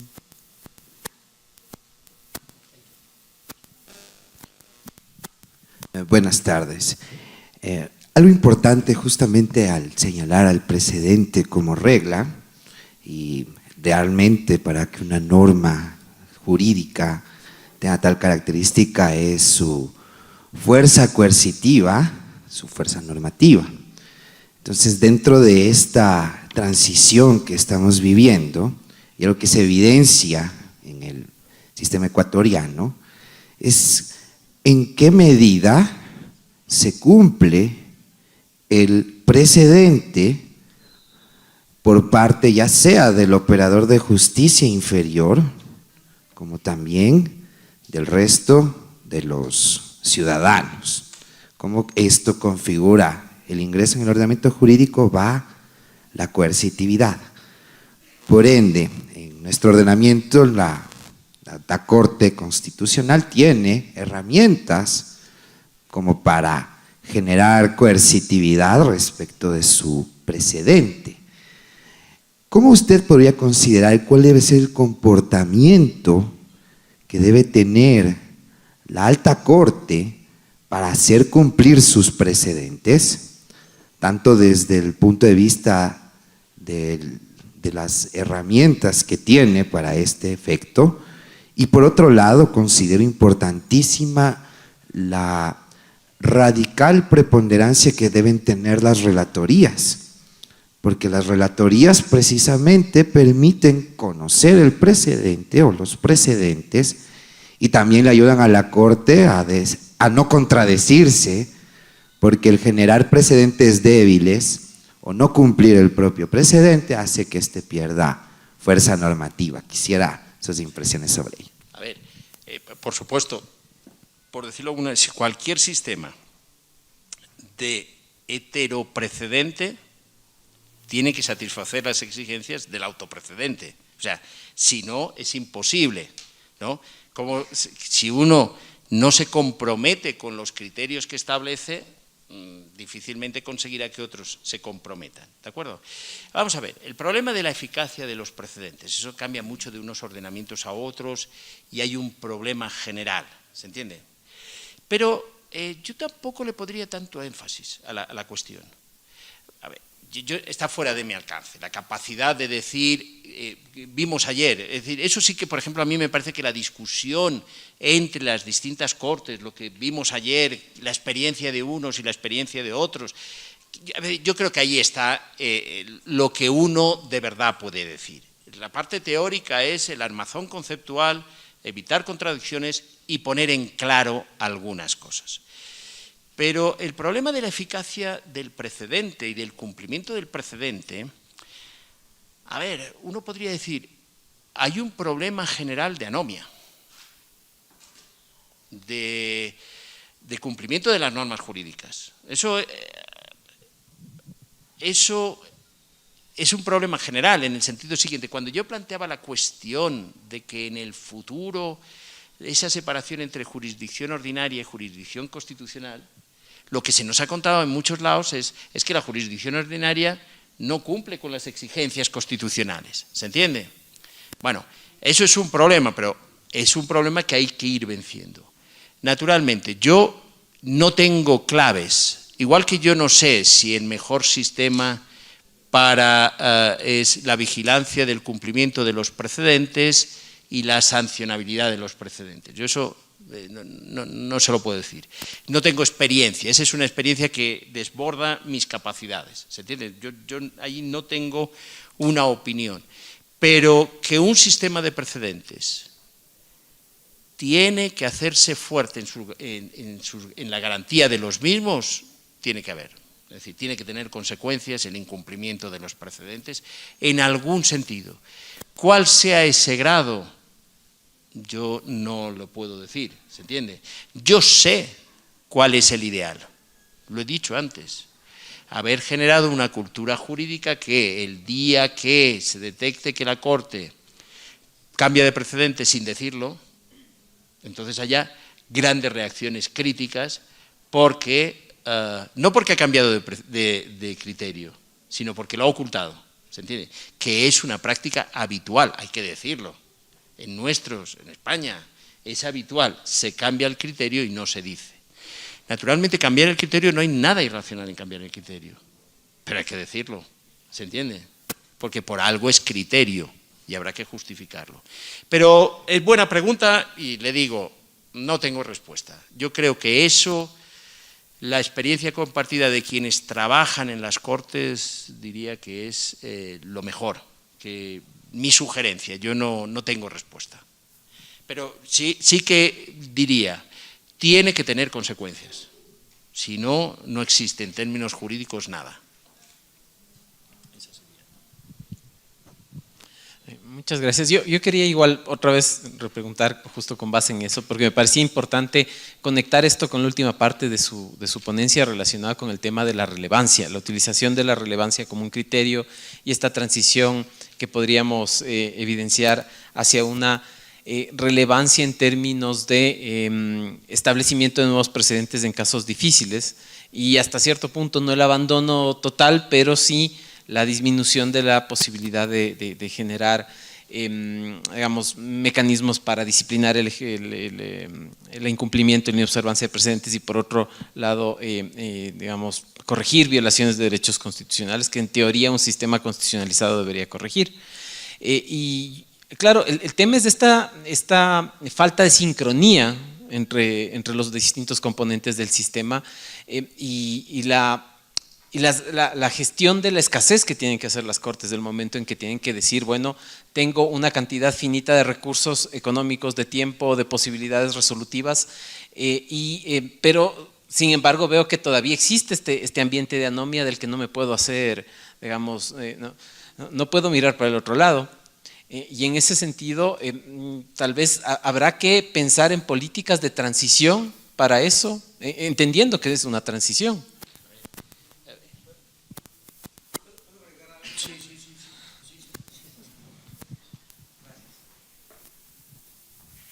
Es que estaba pensando en algo que va en la línea de lo que ha dicho Daniel.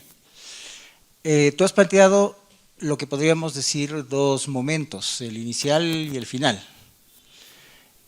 En el inicial tendríamos solamente los criterios de inclusión, subjetivo y objetivo.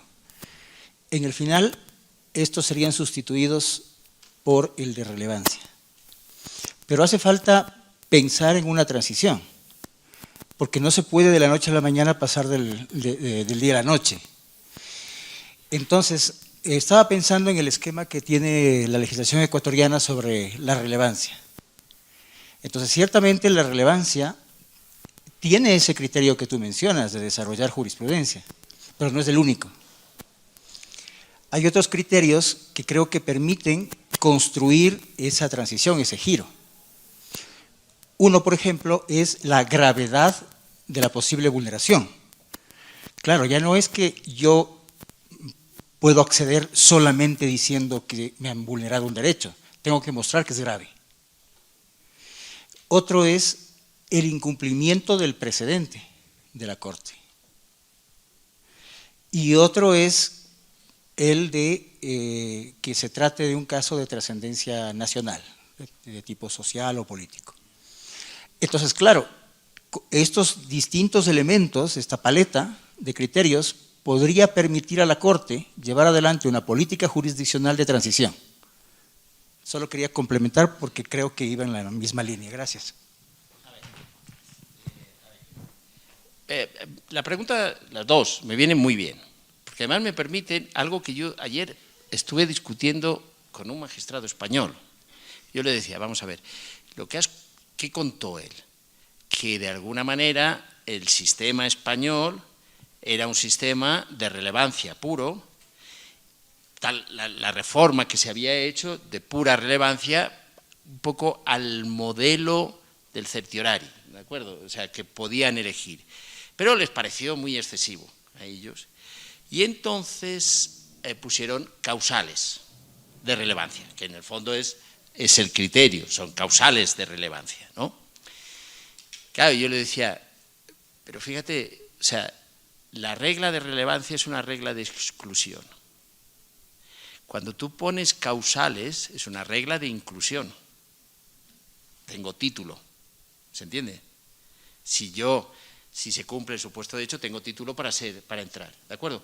Yo estoy de acuerdo, o sea, a mí me parece que es una muy buena medida, esa de ir graduándolo. Y en el fondo, ¿qué es lo que qué es lo que está detrás?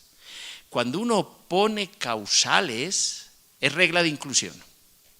Son reglas de inclusión, porque, a ver, si algo está en el centro de la gravedad o en el centro del incumplimiento, ¿cómo no lo vas a...? O sea, quiere decir, tienes el deber de acogerlo, ¿se entiende? Y por esto son reglas de inclusión. Y es un juego de inclusión, la idea de transición es un juego de inclusión-exclusión, ¿se entiende? Pero yo, si a mí me preguntan, volviendo a la cuestión de fondo, yo había planteado el punto de partida inicial y el final, ¿de acuerdo? El final en una transición bien ordenada, en un mundo bien ordenado, que la jurisdicción ordinaria satisface, funciona de verdad fuertemente la presunción, porque en el fondo este juego, si se fijan, es cuán intensa es la presunción. ¿Se entiende? ¿Se ve? Yo creo que es el problema. Y efectivamente todas las reglas de transición van pasando de las causales a una relevancia vinculada con causales. Pero que la idea de causal, de que hay causas, es una regla de inclusión o de acceso. ¿Se entiende? El puro criterio de la relevancia es una regla de exclusión. Y uno podría decir, ¿en qué consiste el certiorari norteamericano? Que es puramente exclusivo, o sea, excluye y no justifica. Toma a aquellos que le dan la oportunidad de sentar un precedente. ¿Se ve? Ese es en el extremo. Y uno podría pensar que a lo mejor es excesivo, ¿se entiende? Porque el sistema requiere de vigilancia permanente, ¿no? Bueno, pero ese es el tema. Y tienes razón cuando me formulabais la cuestión del principio y el final. Pero el final bien ordenado es una jurisdicción que satisface de manera satisfactoria los estándares constitucionales del ordenamiento jurídico y que va incrementando, y lo podemos ver en términos graduales. Se va aminorando el papel de vigilancia y se va incrementando el papel de intérprete y de generador de precedentes constitucionales. Pero creo que no hay discrepancia. Ahora, ¿cómo se hace? Eso no es conceptual y no es teórico. Eso es un problemón. Se ve, pero esa sería. Muchas gracias. Tenemos espacio para 2 preguntas finales.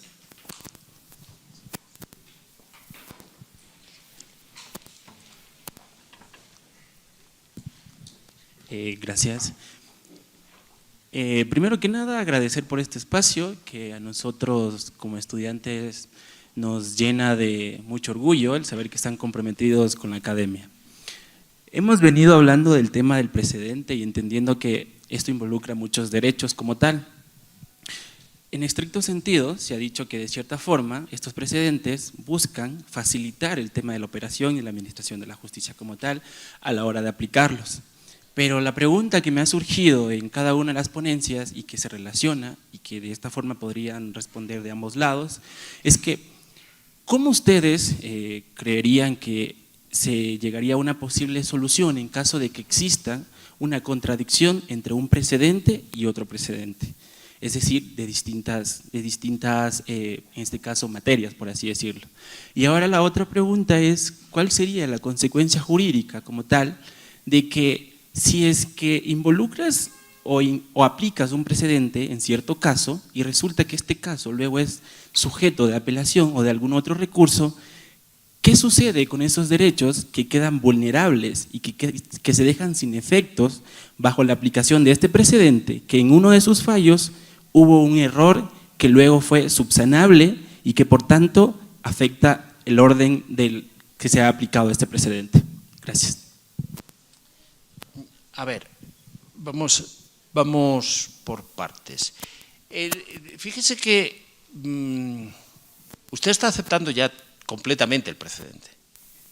Y uno puede decir, ¿y qué ocurre cuando hay error en la aplicación de la ley o hay discrepancias en la aplicación de la ley entre 2 jueces distintas o 2 salas diferentes? Pues bueno, para eso tenemos criterios y por eso yo lo ponía. Y el punto de partida era, tenemos una necesidad, todos los sistemas, de proceder a la unificación. Se produce mejor o peor, pero como tantas otras desviaciones, todo el mundo reconoce que cuando se producen conflictos de ese tipo, que no hay unanimidad y no cumplen los tribunales supremos o los tribunales constitucionales, o hay discrepancia entre una sala y otra sala sobre los criterios a aplicar, son anomalías, ¿se entiende? Son anomalías. Y entonces, ¿qué es lo que pide eso? La unificación. Pero eso es así, con la aplicación de precedentes y sin la aplicación de precedentes, ¿se entiende? ¿Se ve? Y yo lo único que quiero decir, cuando lo veíamos en términos de la función tradicional de los tribunales supremos, que unificaban, ¿qué quiere decir que unificaban? Que sentaban la regla que había que aplicar, no significa otra cosa. Lo que pasa es que teníamos un fuerte prejuicio a llamarlo regla, sino que lo llamábamos doctrina legal. No lo separábamos, no lo vinculábamos a las decisiones judiciales, sino que parecía que era una extensión de la ley que mágicamente se había producido la unificación. ¿Se entiende? Pero ese tipo de problemas en el fondo están en el origen. ¿Se entiende? Cuando yo empecé hablando de la necesidad de continuidad y de la necesidad de unificación. Si no hay continuidad, no hay justificación. Y si no hay unificación, hay anomia y hay problemas de ese tipo. Por tanto, ese problema, ese tipo de problemas, son lo que justifican los recursos y los criterios de unificación por parte de las altas cortes. ¿Se entiende? Esa sería mi respuesta.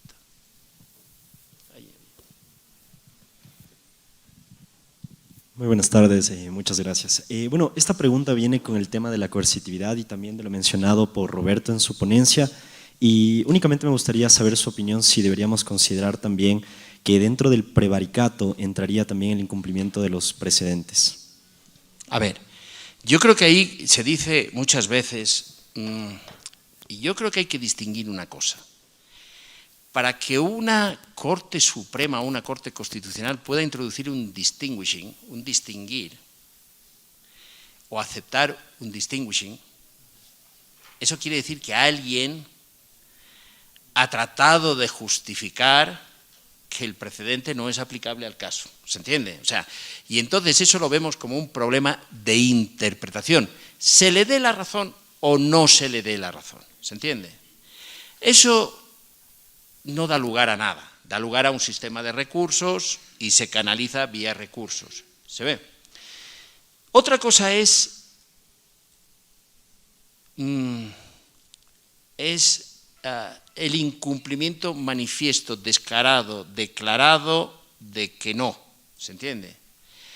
Bueno, eso es como si uno acepta la premisa de que el precedente es una regla jurídica que los jueces tienen el deber de aplicar y se dan condiciones de claridad, etcétera, etcétera, y no hay error, sino que hay manifiesta voluntad de incumplimiento, pues eso naturalmente tiene que tener consecuencias negativas. ¿Se ve?